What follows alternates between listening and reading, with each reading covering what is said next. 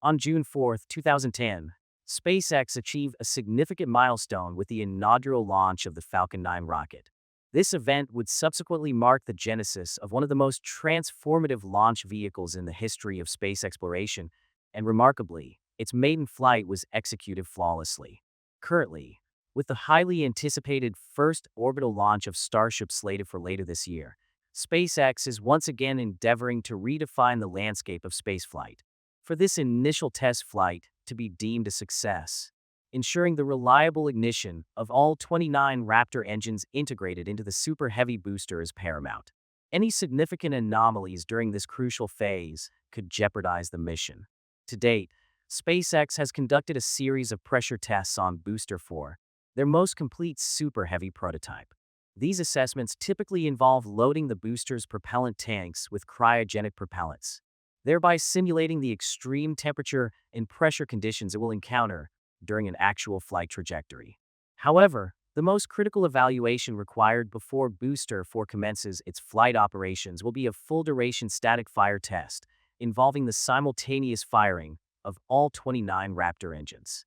To mitigate the potential for a large-scale explosion in the event of a malfunction, SpaceX will strategically limit the amount of methane loaded into Booster 4 to the precise quantity required for the static fire duration. For a standard 3-second static fire, the booster is estimated to require approximately 14 tons of liquid methane and 50 tons of liquid oxygen. Intriguingly, there's a rationale for significantly overfilling the liquid oxygen tank. This added mass serves to effectively anchor the vehicle without exacerbating the potential magnitude of any ensuing conflagration. This suggests a calculated approach to safety protocols during high-risk testing. While the Raptor engines have demonstrated increasing reliability through iterative development, this upcoming test represents an unprecedented scale of operation compared to any previous SpaceX endeavor. Consequently, their testing strategy involves a phased approach, commencing with smaller static fires involving a limited number of engines, incrementally progressing towards the full complement of 29. When Booster 4 ignites all 29 of its engines, it will generate a thrust level approximately 7 times greater than that of the Falcon 9. Furthermore, this performance metric is projected to increase with ongoing upgrades to the Raptor engine's design and capabilities, hinting at future leaps in propulsion technology. Historically, the Soviet N-1 rocket stands as a comparable, albeit ultimately unsuccessful, parallel.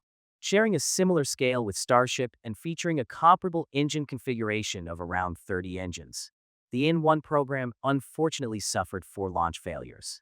A significant contributing factor to these setbacks was catastrophic engine failures during ascent, leading to a cascade of subsequent issues.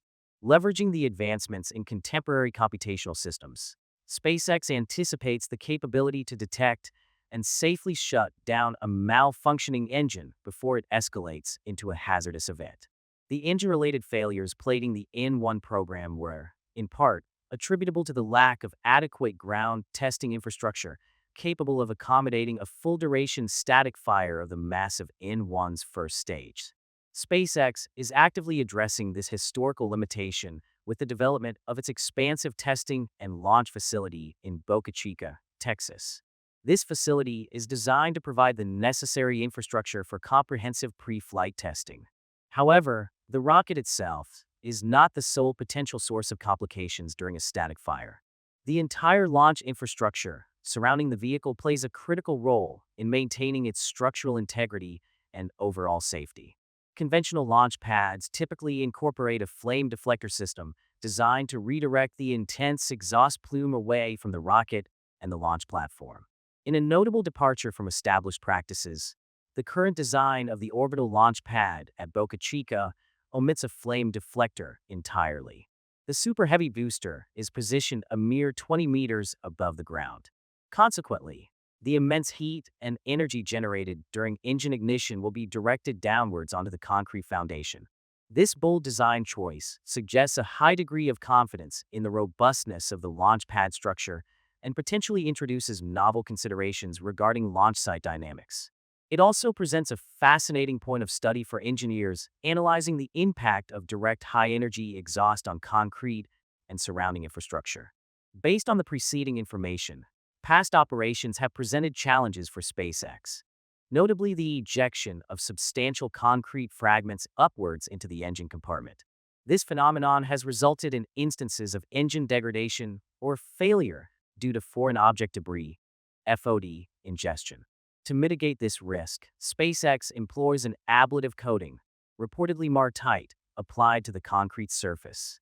This specialized material is designed to protect the underlying concrete infrastructure and prevent spalling or fragmentation that could otherwise be propelled into the engine bay during ignition.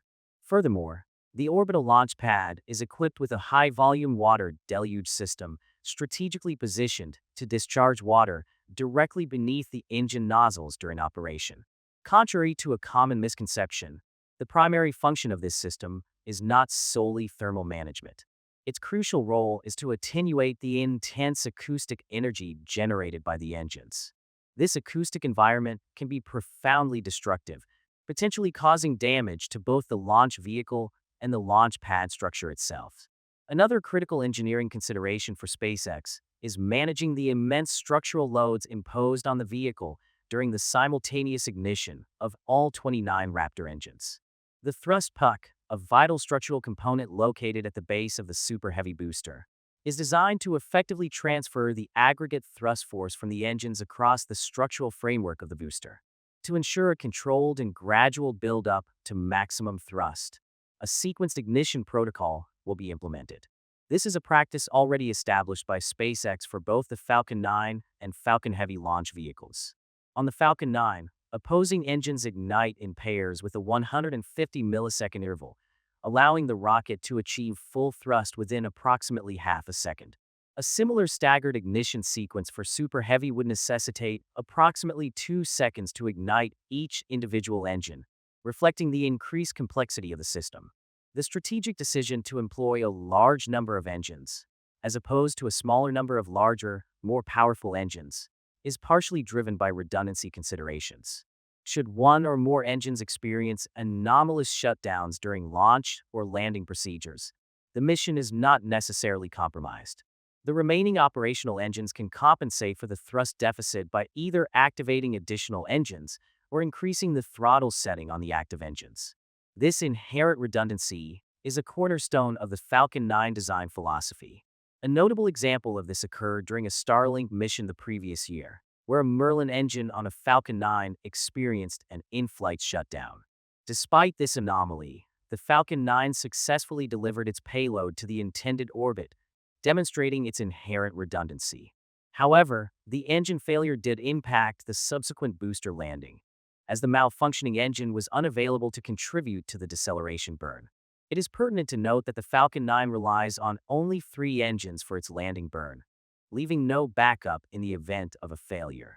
In contrast, the significantly higher engine count on the Super Heavy booster provides a substantially wider throttle envelope and greater control authority, which is particularly advantageous for its intended catch landing recovery method. This enhanced control will allow for hovering maneuvers and precise adjustments during the atmospheric return and capture phase. Achieving these ambitious milestones is contingent upon the successful execution of multiple full-duration static fire tests.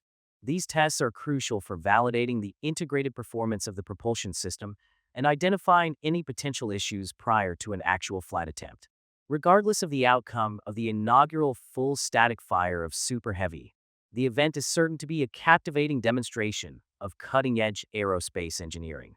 A flawless test would significantly de-risk the program and pave the way for Starship's highly anticipated first orbital launch later this year. Ultimately, it is compelling to consider the profound engineering innovation involved in creating not only the most advanced rocket engines ever conceived, but also the colossal and intricate structures they propel. If you have additional information on this topic to help us improve our upcoming videos, please share it in the comments below. Thank you for watching. Don't forget to like and subscribe to our channel to support us and receive the latest updates from Universe X. We value your support and look forward to providing quality content to all our viewers.